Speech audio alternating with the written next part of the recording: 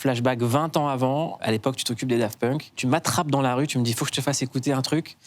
J'ai eu un remix des Daft par Slum Village et un remix des Nerds. Ouais. Et ça donnait ça. La collaboration avec Pharrell date de très longtemps, en fait. Ouais, moi, je l'ai rencontré en 2001. Donc, ça fait un bail. Il était, à ce moment-là, en train, justement, de bosser sur son album N.E.R.D., Nerd. 2-3 années après, la moitié du top 40 américain est produite par Pharrell et Chad Hugo, par les Neptunes, quoi. Mais ça, c'est un concours de circonstances. C'est-à-dire qu'à l'époque, Pharrell est signé chez Virgin, Daft Punk aussi.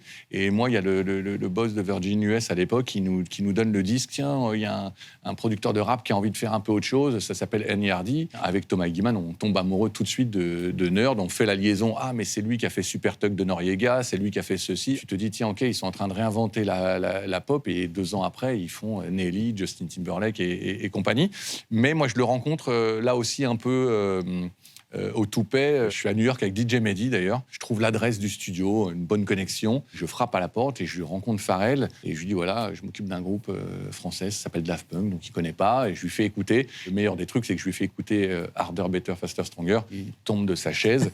Et voilà, et de fil en aiguille, il accepte de remixer. Mais ce qui est génial, c'est qu'il m'en parle souvent en me disant, tiens, 15 ans plus tard, j'ai fait Get Lucky avec Daft Punk. Ça a été l'étincelle de sa rencontre avec Daft Punk.